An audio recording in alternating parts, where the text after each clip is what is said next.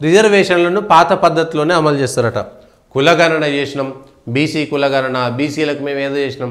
బీసీలకు ఏం చేసిరు? ఇప్పుడు స్థానిక సంస్థల్లో గతంలో ఉన్న విధానంతో చేస్తే మళ్ళీ గదే 22-23% వస్తుంది. 22-23% మాత్రమే వస్తుంది. అంతకంటే ఎక్కువ వచ్చేటువంటి అవకాశమే లేదు. 22-23 రావడానికి కొత్తగా ఎంతో పెద్దగా బీసీలకు ఏదో చేసినాం, ఏమో చేస్తాం, అదేంది ఇదేంది అని మాట్లాడారు కదా. ఏమొచ్చింది దీనివల్ల? ఏమైనా లాభం వచ్చిందా?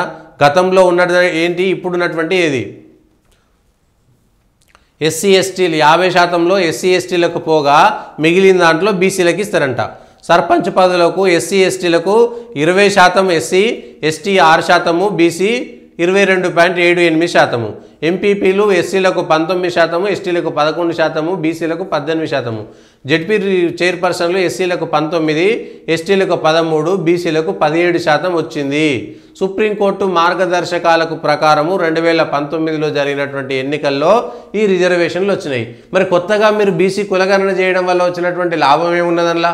కొత్తగా ఎంపీపీ కాగలుగుతాడా? జనరల్ స్థానంలో ఉంటే అవుతారు, జనరల్ స్థానం లేకపోతే కొత్తగా ఎంపీలు అవుతారా, ఎంపీపీలు అవుతారా, జెడ్పీటీసీలు అవుతారా? దీనికోసం ఏదో కొండంత రాగం తీసి ఏదో పాట పాడినట్టుగా ఉంది కదా కాంగ్రెస్ సర్కారు పనితీరు. దాంట్లో మళ్ళా బీసీలకు సంబంధించినటువంటి అంశంలో 4% రాజ్యాంగ వ్యతిరేకమైనటువంటి ముస్లిం రిజర్వేషన్లు ఎట్లా ఇచ్చారు? మత ప్రాతిపదికన. తద్వారా ఆ 22% ఉన్నటువంటి దాంట్లో ఒక 4-5% మళ్ళా బీసీలు, ఒరిజినల్గా బీసీలు అనేటువంటి వాళ్ళు, ఎందుకంటే రాజ్యాంగం ప్రకారం మత ప్రాతిపదికన రిజర్వేషన్లు ఇవ్వడానికి లేదు. మరి హిందూ మతంలో ఉన్నటువంటి వాళ్ళకి అది మత ప్రాతిపదికన కాదు, అది హిందూ ధర్మం భారతదేశానికి సంబంధించినటువంటిదే, మిగిలినవి కావు అనేటువంటి విషయాన్ని స్పష్టంగా చెప్పారు. మత ప్రాతిపదికన ఇవ్వకూడదు. అయితే దీంట్లో క్రిస్టియన్లకు బీసీసీ ఎట్లు ఇస్తారనేటువంటి అంశం పైన కూడా చర్చ జరగాల్సినటువంటి అవసరం ఉన్నది. అయితే వాళ్ళంతా కూడా ఈ దేశంలో పుట్టి మతం మారినటువంటి వాళ్ళే. అయితే ముస్లింలలో కూడా అనేక మంది ఈ దేశంలో పుట్టినటువంటి వాళ్ళే. 4-5 తరాల కింద వాళ్ళు కూడా ఈ దేశంలో హిందువులు అనేటువంటిది ఒక చర్చ. ఏదేమైనా రాజ్యాంగ వ్యతిరేకమైనటువంటి ముస్లిం మత ప్రాతిపదికన రిజర్వేషన్లను బీసీలలో కలిపి మళ్ళీ అందులో ఆల్రెడీ బీసీలకు అన్యాయం జరిగింది. మళ్ళా బీసీలకు అన్యాయం చేస్తారు. గతంలో ఉన్నటువంటి రిజర్వేషన్ ఇవ్వడానికి ఇంత పెద్ద తతంగం చేసి మేము కులగణన చేసినామని పాలాభిషేకాలు, నీళ్ళాభిషేకాలు, ఏదో అభిషేకాలు చేసుకోవడం అవసరమా? ఇప్పుడు ఏం సాధించినట్టు? కాంగ్రెస్ ఏం సమాధానం చెప్తుంది? ప్రభుత్వం ఏం సమాధానం చెప్తుంది? మీరు పాత పద్ధతిలో మహారాష్ట్రలో ఈ అంశంలో రిజర్వేషన్లు పెంచుకోవడానికి వెసులుబాటు ఇచ్చి సుప్రీంకోర్టుకు వెళ్ళి అక్కడ బీసీలకు ఎక్కువ శాతం రిజర్వేషన్ తెచ్చుకోవడంలో మహారాష్ట్ర సర్కారు విజయం సాధించింది. ఇవాళ సుప్రీంకోర్టుకు వెళ్ళి రాష్ట్ర ప్రభుత్వమే కోర్టుకు వెళ్ళి ఈ అంశాన్ని ఎందుకు తెచ్చుకోదు?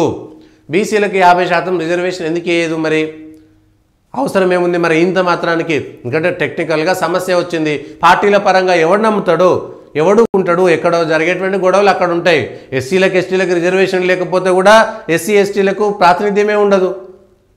ఎక్కడైనా ఇచ్చిందా?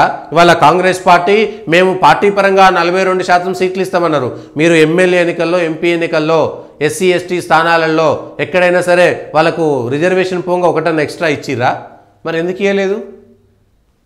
ఇవ్వాలి కదా. పోనీ బీసీలకు 50% ఎమ్మెల్యే స్థానాల్లో ఇచ్చిరా? ఎక్కడ ఇవ్వరు, ఇవ్వలేరు. అది కాని పని. అది అంత ఈజీ కాదు. అనేక చోట్ల ఒత్తిళ్ళు ఉంటాయి. 42% కాదు కదా, రిజర్వేషన్ లేకపోతే రిజర్వేషన్ ఉన్న స్థానాలు ఇవ్వడానికే చాలా కష్టం. అవే తప్పనిసరి పరిస్థితుల్లో ఇవ్వాల్సినటువంటి పరిస్థితి. ఇక అట్లాంటిది రిజర్వేషన్ లేని చోట బీసీలకు ఇస్తారట. వీళ్ళు బీసీ కులగణన చేసినాం, ఏమొచ్చింది? ఏ కులం ఎంత ఉందో చెప్పడానికే కష్టమైంది ప్రతిదీ.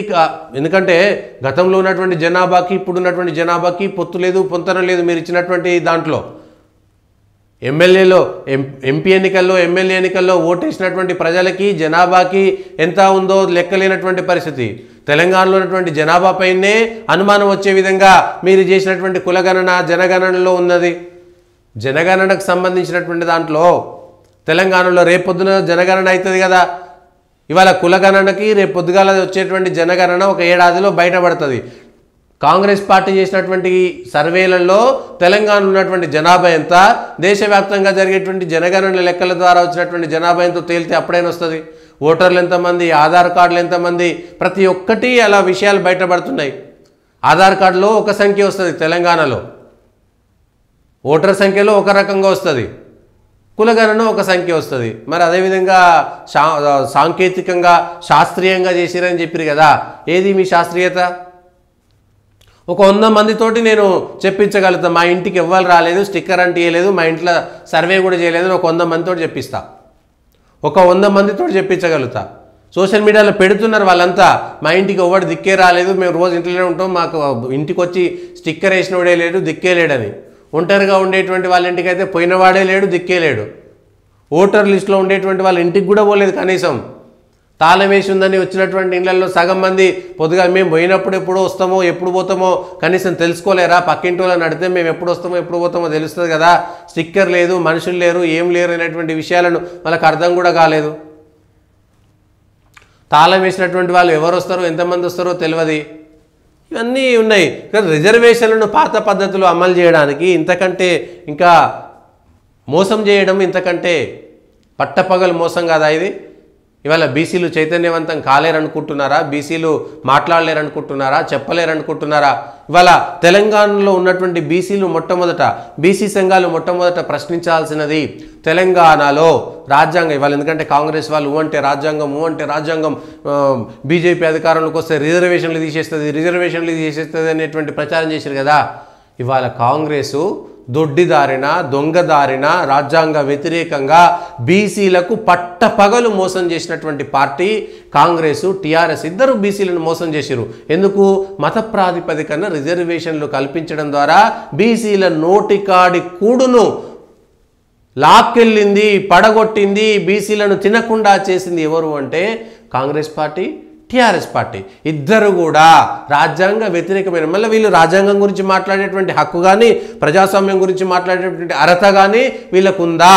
బీసీ సంఘాలు, బీసీల కోసం మాట్లాడేటువంటి వాళ్ళు, బీసీల కోసం పోరాటం చేస్తా అన్నామని చెప్పుకునేటువంటి కుహానా బీసీ నాయకులందరూ కూడా చెప్పాల్సినటువంటి సందర్భం ఇది, అడగాల్సినటువంటి అంశం ఇది. ఇది పక్కన పెట్టేసి ఈడబ్ల్యూఎస్ ఎందుకు ఇచ్చిరు, అది సుప్రీంకోర్టు చెప్పింది ఓకే అని. మరి ఇక్కడ సుప్రీంకోర్టు చెప్పలేదు కదా, సుప్రీంకోర్టు తీసేయాలని చెప్పింది కదా.